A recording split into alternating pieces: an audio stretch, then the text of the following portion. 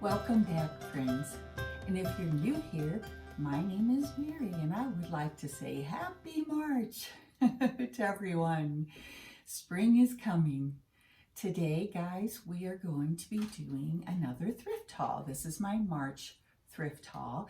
And if you've been following me for a while, you might know that I usually do a thrift haul about once a month. So this is for March. And guys, let's just jump in and get started. And by the way, if you are enjoying the content that you see here, don't forget to subscribe and join me and my other viewers for lots of fun videos. First, guys, you might remember from my last thrift haul that I had decided to collect bottles. And oh my gosh, you might see here, I have quite a few that I've picked up at thrift stores mostly, and they range in price from $2.99 to, that one is $2.99. This one was $2.49, a green one. Had this little pretty blue one that I got on sale, 99 cents, so it was 50 cents. And another sort of greenish one for $2.99. Now this one I paid a little more for at an antique mall. It was $4. I think you can see it on the tag there. It is Grand Rapids Brewing Company, for anybody who might be from Grand Rapids. And then I got this really unusually shaped bottle. It was $4.24, but I did get it on sale, 50% off. But I love this really deep blue color in this unusual shape. And then here's another one that was $2.49, also on sale.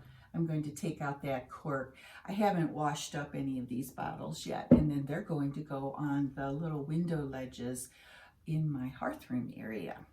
I'll give you a look at that with my next home tour. We'll be doing a spring home tour sometime in March or April. Okay, now guys, I'm going to do all of my small things first because I have so many. And I have a picture collection that I started, probably last fall. And I found on the past month, I found 3 new pictures for my collection, and I am so excited about them. I'm going to give you close-ups of them, but here's the first one.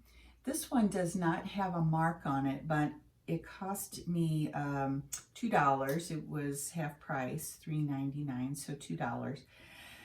And it has a little spot on the base that shows that there was a tag there. It's kind of, you can see it was stuck on there. That tells me it was likely made in Japan. That's what I am guessing. It is a Japanese piece. But I liked it because it had this apple shape or design on the picture, which, I do love apples in decorating too. And then, guys, my next one, and I'll show you a close-up of this one too. Let's see, this one was $2.99, and I got this 50% off as well. And on the bottom, it has a little inset stamp with the Anchor Hocking symbol on it. And it is so tiny, I practically had to get out a magnifying glass to see it. But Anchor Hocking's older symbol for their depression glass, and this is a clear depression glass piece called Swirl. In my close-up here, you can see the swirling pattern. It's very pretty. Anchor Hocking used an actual anchor with an H transcribed over the anchor. That was its symbol. And for my biggest find, for the past month, really. I guess I should have saved this for last, but here it comes. This is, and I'm going to give you a close-up again here. This was, oh my goodness, it was $1.99. Take a look at this beautiful piece of china. This one was made, let me get my glasses here. It's called Royal Bayreuth, and it says Germany, and below it, guys, it says US Zone.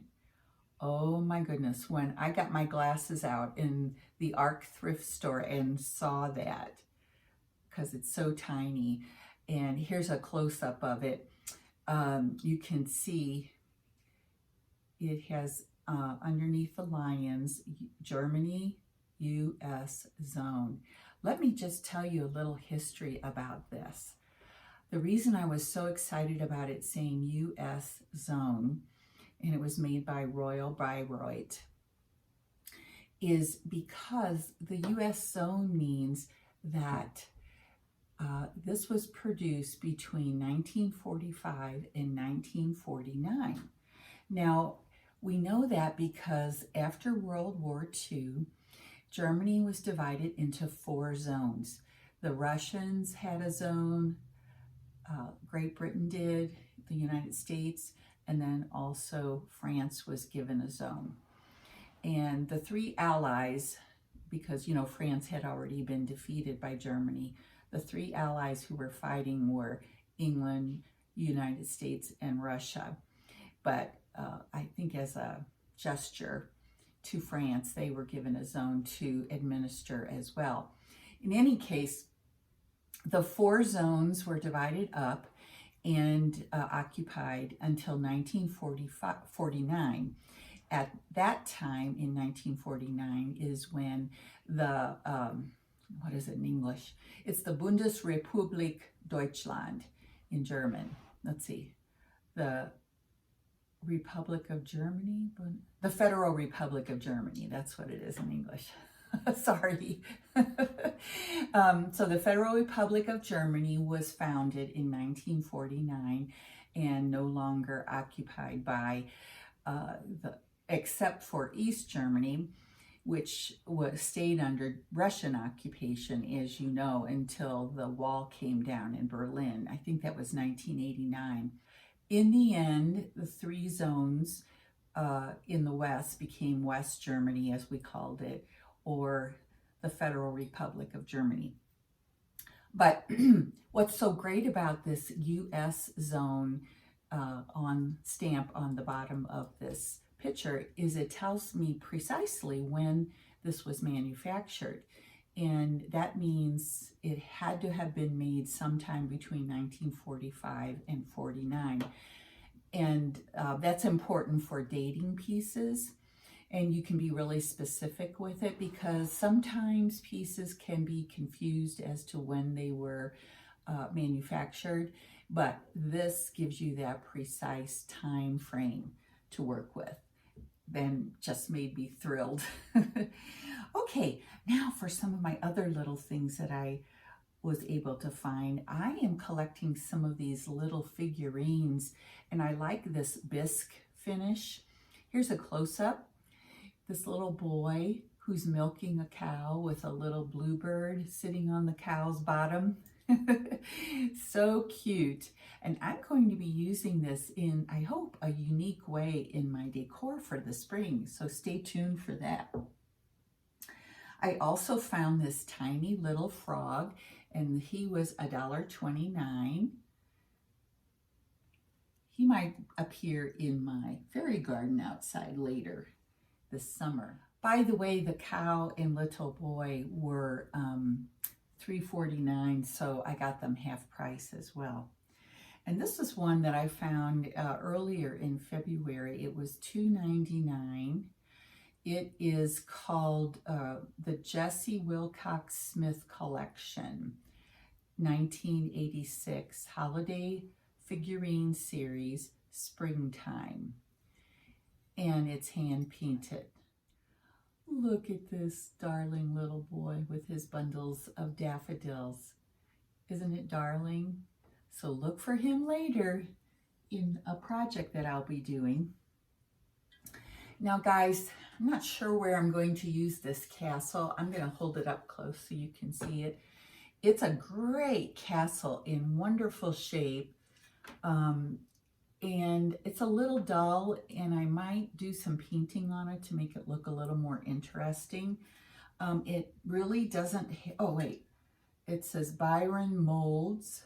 Oh, even has a date on it. Let's see, 1986.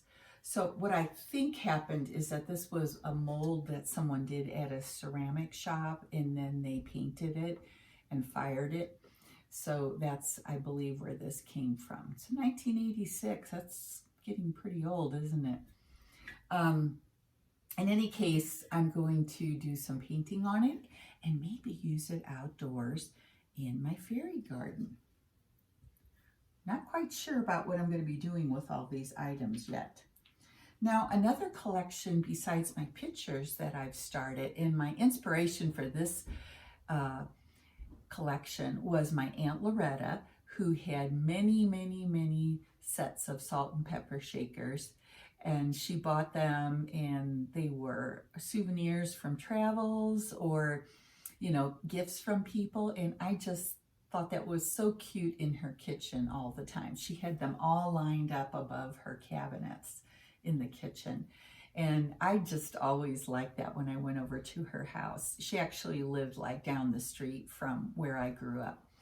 And it was fun to go over and visit her. But because of her, and then I have another friend here in Colorado who collects salt and pepper shakers. And oh my goodness, she told me recently that she was pretty sure over 100 sets. So, of course, I don't know if I'll ever get there, but I just thought this would be a fun collection. And the first one I have is this one that I got. Each one was $1.99, so they were $4 altogether. And this is from Jesse James Park in Cave City, Kentucky. Isn't that great? God bless our home. And you can see a close-up here too. Aren't they darling? I love this little log cabin, so cute. And then on another thrifting day, these were $1.29 a piece. I got these little cupcake salt and pepper shakers. And on the close-up, you can see that the red cherry on top of the one cupcake has a little chip in it, but I'll just color that over with one of my markers, you know, look brand new. Now for my larger pieces that I found, and oh my gosh, I really did get some treasures. The first large piece that I want to share with you is out in my garage, so here's a little video of it. It is a small piece that has 2 drawers in it, and I actually bought it to use out in my potting shed this spring when I make it over. And I'm going to sort of restore it a little bit, fix it up just a bit in order to make it look nice when I do my shed makeover. And this will be so fun. Now, my second large piece is right here. And guys, I have been hunting for a picnic basket for a while, and I got this one for $8. Oh my gosh, it is just so cute. And look guys, it comes with a liner and then this stand sort of shelf where you can put things under it and over on top of it so you don't crush what's below it. And it has a really nice hinge on it. It's in great shape. I love that it has the 2 handles. Isn't it cute? And for $8, guys, it's in perfect condition. I am so excited to use it. What fun. We're going to have a picnic this summer with my grandsons. Next is this plant stand. At least that's what I'm calling it. It was $6.99, guys. Look at it. Here's a picture so you can see it a little better. It does have a water stain on top. I think it really was used as a plant stand. And it's a little bit beat up. And guys, I don't mind that at all because this is going to get a makeover later on. And you'll see it in one of my thrift flips. We'll see what we're going to do with that table. But I already know it's going to be a plant stand in my home. And my final piece is a large piece of artwork that I got at the Arc recently. Oh, I was so thrilled to find this. It was $15, $14.99. But I am just thrilled with it. Look at that. Isn't it a beautiful picture of this little cottage? And since I'm going for a cottage feel in my own home, this will be perfect on my gallery wall that I am creating by my stairs. So you'll see it hanging there very soon. I'm going to do some makeovers on this frame so that you know how I am about gold. I'm not a big fan. So I'm going to do something with this and change it up, not sure what, and hanging it up on my wall, and I'll give you a peek at what it looks like then. So guys, thank you so much for stopping by and joining me for this thrift haul. And oh, I would love to hear from you in the comments below. Please let me know, what was your favorite thing that I found? And what do you think about starting a collection? Is that something that interests you? I have learned recently for cottage style, one of the things that is a hallmark of a cottage look for a home is having collections. So since I have a little more time on my hands, and as you know, we're all spending more time in our homes these days, I am definitely collecting. And that's one of the things that makes thrifting so much fun, is you have some specific things that you can go out and hunting for. So think about it. What might you like to collect for your homes? Let me know what is interesting to you. Maybe it'll give me some inspiration for starting another collection.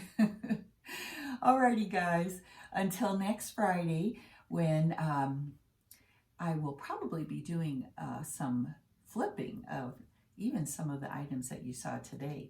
So stay tuned and come back again. I would love to see you all here at Rocky Mountain Gardens. Bye for now.